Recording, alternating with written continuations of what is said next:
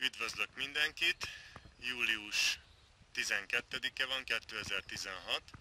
Ezúttal pedig nem a megszokott környezet, mint ahogy az látszik is, mögöttem fenyőfa van, viszont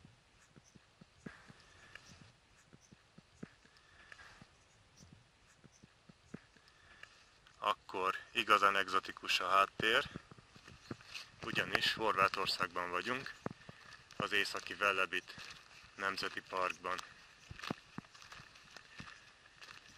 És a mai túránk át fog vezetni a Nemzeti Parknak a szívén, egy speciálisan kialakított sétaösvényen keresztül.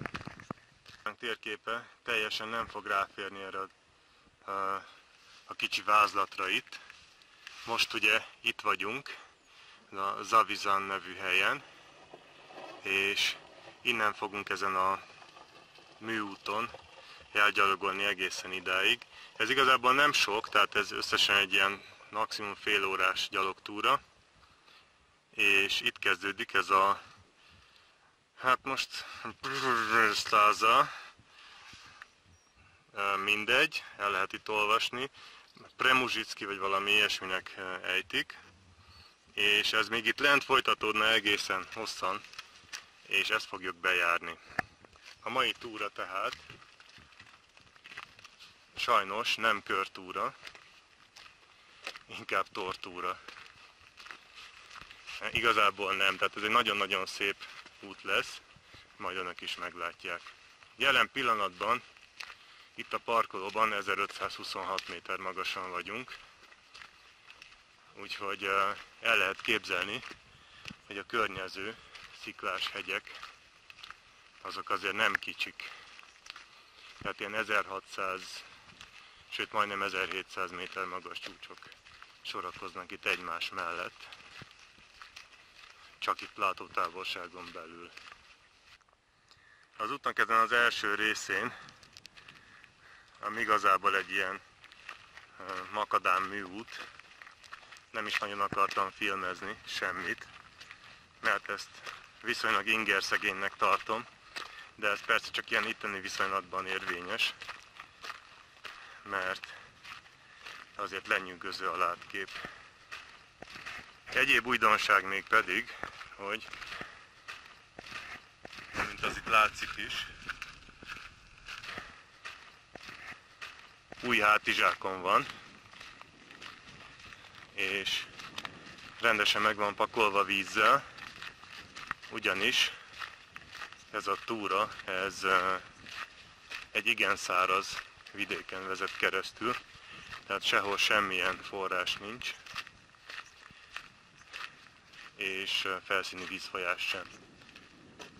De azt tudni kell azért a dolgokhoz, hogy ez a Velebit hegység, ez mészkőhegység, főképp triászkori mészkőből épül fel a hegység maga, erősen karstosodott, és éppen ezért ugye az összes lehulló csapadék az rögtön eltűnik valahol a föld gyomrában, tehát itt senki ne számítson arra, hogy útközben föltöltheti a vízkészletét. Itt van közben egy ilyen kis kápolna, amiben néha a harangot meg is szokták szólaltatni. Ezt tavaly is hallottuk, ugye nem először vagyunk itt, és ezt az utat sem először járjuk be. De szerintem nem lesz unalmas az ismétlés sem. Amott a hegytetőn, nem tudom mennyire adja vissza a kamera és mennyire látszik, ott van egy menedékház, ahol ott aludni is lehet, sőt valamennyi ellátást is lehet kapni. De egyébként egyszerűbb inkább a környékbeli falvakban valahol elszállásoltatni magunkat. Mi is így tettünk, így valamivel olcsóbban is kijön a dolog. A növényzet is teljesen más errefelé, valami egzotikus lágyszárú nő itt éppen. fogalmam sincs, hogy micsoda, hogyha valaki olyan okos és tudja, akkor kommentekben nyugodtan megírhatja. Hát ugye azért jó pár száz kilométerre délebbre vagyunk az ország határtól. Alig pár száz métert haladtunk, és kitárulkozott előttünk a holnapi túránk útvonala. Ugye arra a dombra fogunk fölmászni, így végig a gerincen, és ezek a csúcsok itt mind meghódításra fognak kerülni. Illetve még van mögötte is valami, ami nem látszik, és az is meg lesz mászva. Utána pedig, megkerülve ezt a kis kupacot itt, ami előttünk tornyosul, annak a tetejére is föl fogunk menni. Az itt a hegység egyik legmagasabb csúcsa. De ez csak holnap lesz, amit önök pedig majd valamikor néhány hét múlva fognak látni. Itt is az útjelzőtábla. Ugye a holnapi program, ez a Veliki Zavizsán. A jelzése a piros pöttybe fehér pötty, és a Pluzsasztáza, aminek a jelzése szintén a piros pöttyben fehér pötty. Ugye nagy titkot nem árulok el, hogy itt az összes jelzés egyébként a piros pöttyben fehér pötty. Időközben egy kicsit jöttünk, és az előbbi hotel, vagy inkább turistaház, ez ugye ott piroslik a hegy tetején, talán még éppen látszik. Ezek a sziklák itt lejjebb pedig a parkoló sziklái, tehát így ezt a nagy kört már egészen idáig már megtettük. Tehát nagyjából ezt a részt mutatta az a térkép is ott a parkoló mellett. Hát alig egy percet tettem el a kamerát, mert úgy emlékeztem, hogy még sokkal többet kell baktatni ezen a makadám-úton, de nem. Igazából már parkolós térképnek az aljára érkeztünk, és a Premuzsicsava Stáza, ez a Premuzsicki út, ez itt kezdődik. Itt van egy ilyen kis leírás róla, itt az öreg, Ante Premuzsik, aki az egészet kigondolta és megtervezte, vagy megépítette. Igazából, most ugye itt vagyunk a Kék Pöttynél, és ez egy 16 km hosszú ösvény, ami, mint ahogy azt már az előbb is említettem, átvezet az egész hegységnek a szívén, és mivel csupa követ fogunk látni mindenfelé, ezért ez a hegység igencsak kőszívű. Most itt vannak a szokásos tiltások, egy része az azért nagyjából egyértelmű, és akkor vágjunk neki. Ha már az előbb belekezdtem, ugye, akkor egy kicsit ismertetem ezt az ösvényt. Nos, eleinte így erdőben megy, tehát ez egy ilyen ingerszegényebb szakasza az útnak. Amúgy az egész út nagyjából szinten megy, egy kicsi szintemelkedés, illetve ereszkedés azért van benne. Tehát körülbelül egy olyan 500 métert mozog az út, talán 920 méter a legalacsonyabb pontja, tehát ilyen 500-al több a legmagasabb,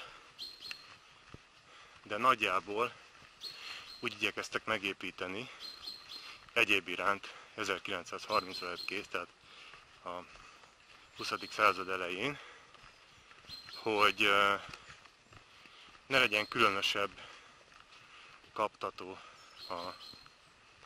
az úton, és éppen ezért legyen minél vonzóbb a turistáknak, ugyanis az öreg Ante Premuzsic az szerette volna, ha minél több ember látja ezt a csodálatos tájat.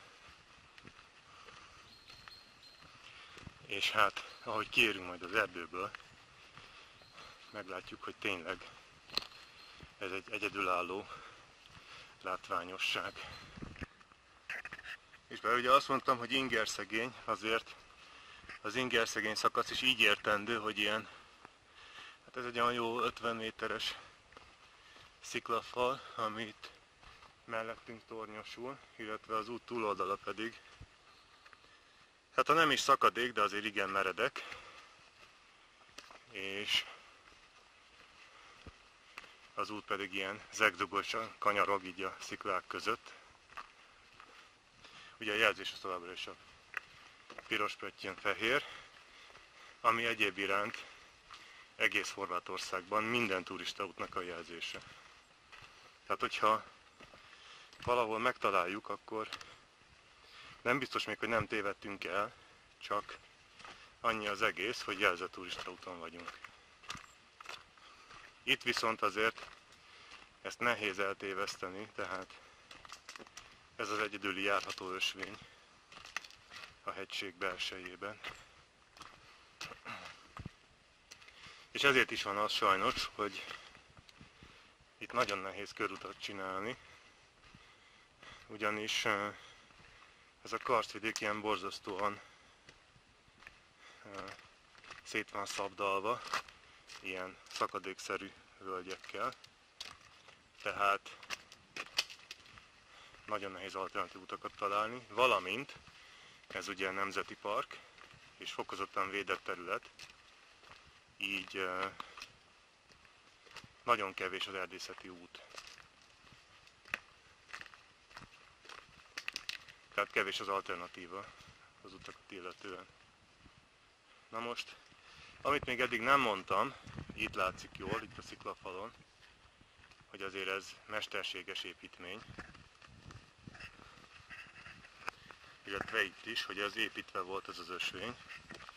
És az az érdekessége különben, hogy ezt kötőanyag nélkül rakták.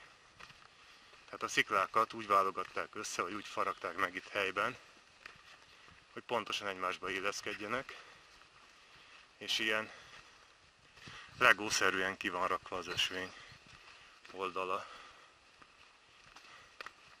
Aztán pedig a többit ezt föltöltötték ilyen kőzuzalékkal. Úgyhogy nagyon kényelmesen járható, és ezek szerint az idő próbáját is kiállta, ugyanis most már azért jó pár évtizede szolgálja a turistákat.